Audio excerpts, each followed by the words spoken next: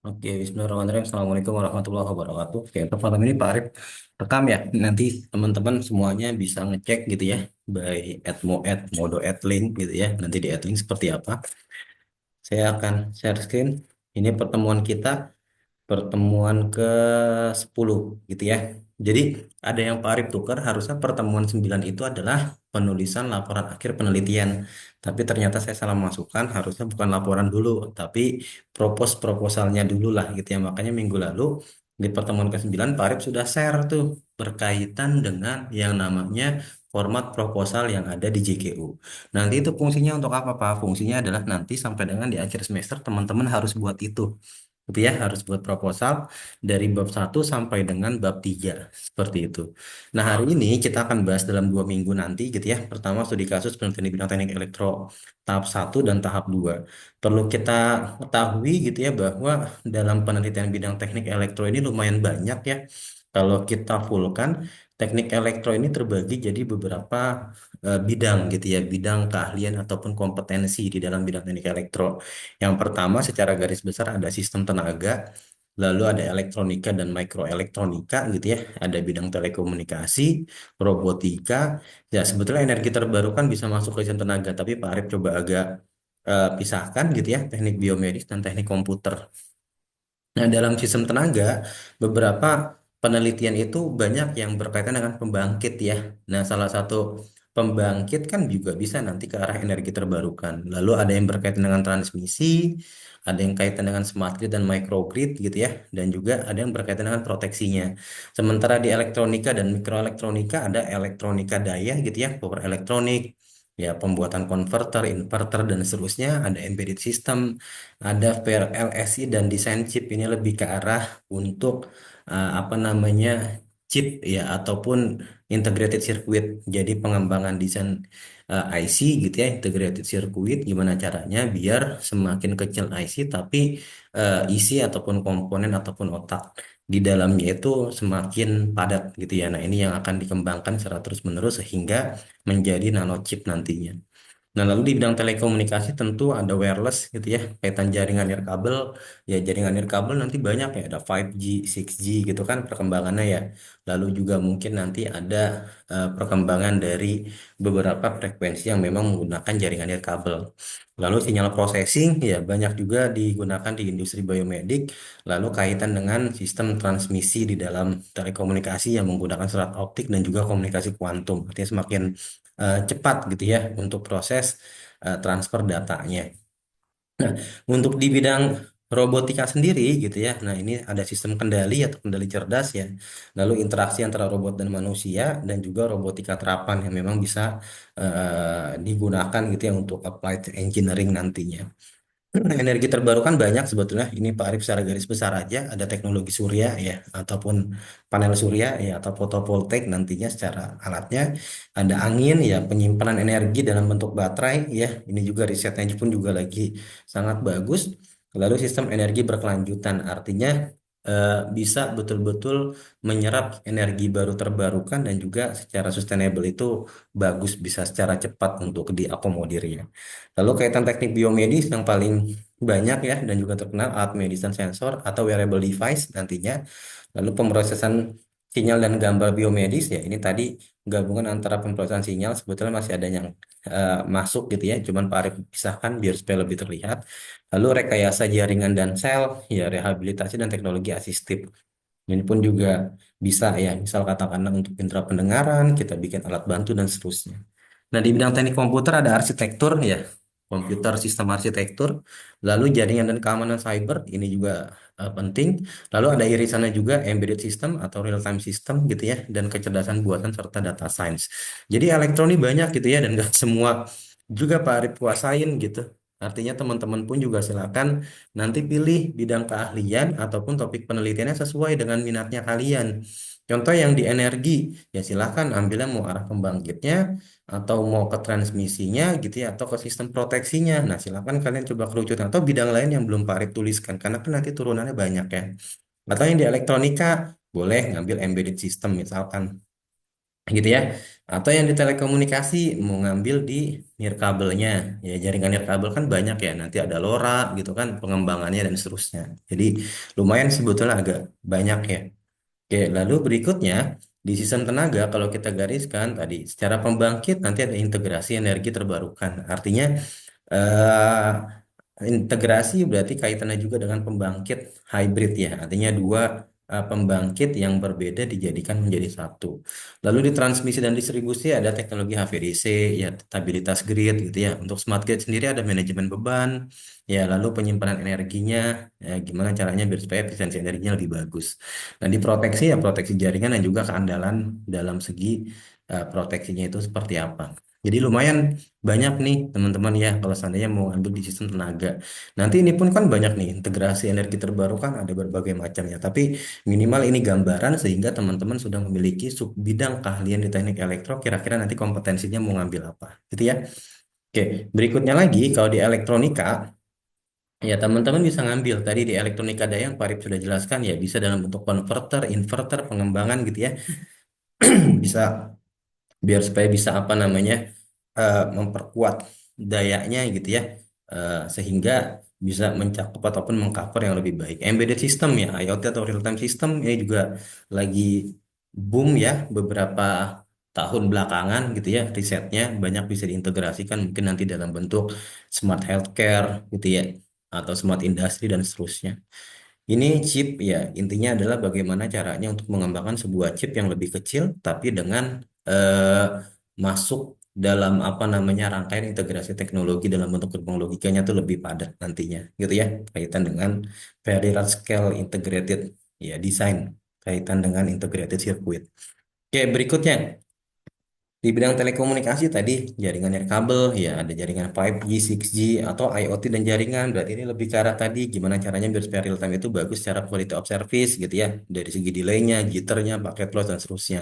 Nah lalu pemrosesan sinyal ini ada kompresi dan enkripsi ini lebih ke cara bagaimana apa namanya menginikan data ya maksudnya pengiriman data biar kualitas datanya itu ibaratnya nggak terlalu buruk ataupun bisa lebih baik dan juga lebih cepat. Ya pengenalan pola ya tadi juga bisa masuk ya serat optik, teknologi dan seterusnya. Mohon maaf ini belum kehapus nanti Pak Arif benarkan. Lalu robotik ya tadi ada kendali cerdas, human robot interaction, robotika terapan ya, robotika medis dan seterusnya, ya kontrol adaptif di sistem otonom dan seterusnya gitu ya.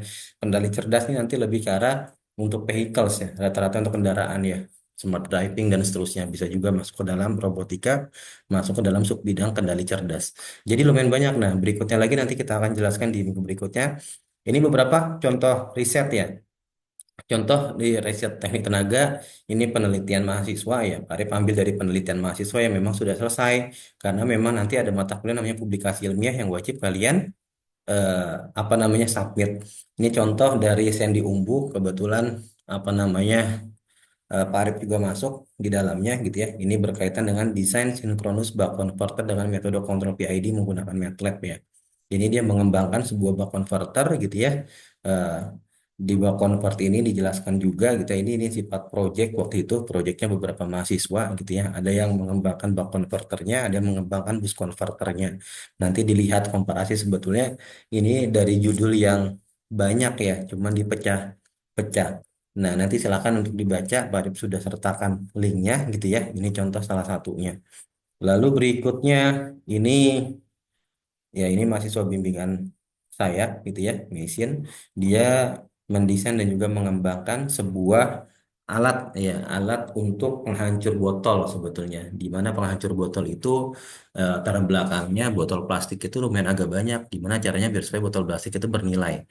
Sebetulnya kan sudah ya banyak pengepul botol plastik untuk dijual gitu kan ya, untuk dijual secara mandiri. Nah, cuman melalui sistem ini setiap orang nanti punya kartu, ya kartunya itu dalam bentuk kartu RFID gitu ya. Nah, setiap kartu itu nanti setelah mentek, berarti kan namanya itu kan unik berdasarkan ID kartunya gitu ya. Nanti dari situ langsung tuh keluar namanya, botolnya di apa namanya dibuang ataupun dimasukkan ke dalam tempat sampahnya, lalu botolnya itu nanti akan tergerus gitu ya, nanti akan hilang, akan apa namanya dibuang dulu airnya secara otomatis, setelah itu akan dihancurkan. Nah, penghancuran ini sehingga menjadi nanti biji plastik bisa diolah untuk kemudian bisa didaur ulang. Nah, ini yang dilakukan oleh mesin. Nanti silakan dibaca lebih lanjut gitu ya. Oke, lalu contoh riset telekomunikasi ini dari Hasri Aryansah sama ya dari mahasiswa ini mengembangkan sebuah eh, LoRa ya. Artinya LoRa yang digunakan untuk melihat ataupun memonitoring secara real time terkait dengan Sungai Cikumpa gitu ya. Nah, kira-kira kualitasnya itu seperti apa? Karena kan banyak juga sebetulnya kayak sungai itu kan bantaran sungai sulit ya untuk dijangkaunya. Nah, salah satu monitoringnya paling gampang ya tadi pakai device gitu kan. Kita pasang beberapa sensor ya, secara kualitas, contoh kualitas airnya kah, kualitas lingkungannya kah gitu ya. Nah, secara real time-nya khawatir internetnya itu kurang bagus maka bisa di cover by LoRa gitu ya. Mungkin jaraknya bisa 1 kilo gitu ya dan seterusnya. Nah, ini bisa dilakukan karena dia anak Telkom maka lebih ke arah analisisnya itu ke LoRa-nya, artinya ke sinyalnya, kualitas sinyalnya. Nah, ini nanti bisa silakan teman-teman baca lebih lanjut ini sebagai contoh. Lalu yang terakhir ini pengabdian sebetulnya. Ya, pengabdian karena untuk yang penelitiannya nunggu dari Mas Rio. Mas Rio ngambil kuliah ini juga ya, Mas Rio. Nanti Mas Rio baru nanti Pak jadikan contoh. Ini contoh riset yang ini sebetulnya robotiknya tuh robotik normal ya, bukan robotik yang hasil dari penelitian. Artinya ini robotik yang sederhana, yang dimana robotik ini nanti dirangkai sama anak SD ini lebih ke arah pengabdian, gitu ya. Jadi robot normal lah, kayak line followers gitu ya. Nanti di apa namanya dirangkai oleh anak SD sehingga robot tersebut nanti bisa jalan ya bisa berfungsi sesuai dengan sensor yang memang digunakan. Ini nanti bisa dibaca lebih lanjut. Nah, ini contoh. Nah, untuk malam ini goalsnya adalah ini sebetulnya. Nanti setiap mahasiswa mencari minimal 10 artikel. Kan di pertemuan ke-9 Pak Arif sudah memberikan tugas ya, rancangan penelitian. Ini kelanjutannya. Jadi cari minimal 10 artikel sesuai dengan topik penelitian yang akan dijalani. Artinya Pak Arif pengen betul-betul kalian tuh punya topik penelitian. Lalu cari 5 artikel berasal dari jurnal internasional, ya berbahasa Inggris. Nanti kalau jurnal internasional berbahasa Cina, betul udah internasional, tapi nggak bisa dibaca. Bisa Pak, pakai Google Translate. Betul, tapi kita cari yang internasional berbahasa Inggris. Ya, dan 5 artikel lagi berasal dari jurnal nasional. Lalu, yang pertama tugasnya apa? Dari 10 artikel yang sesuai dengan penelitian kalian tadi, kalian resum judul penelitiannya apa, penulisnya siapa, afiliasi penulisnya dari mana, masalah yang dituangkan tuh apa, tujuan penelitiannya apa, metode yang digunakan bagaimana, dan hasil yang didapatkan itu seperti apa.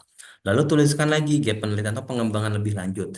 Nanti 10 artikel ini jadi basis penelitian kalian untuk pengembangan lebih lanjut sesuai dengan penelitiannya.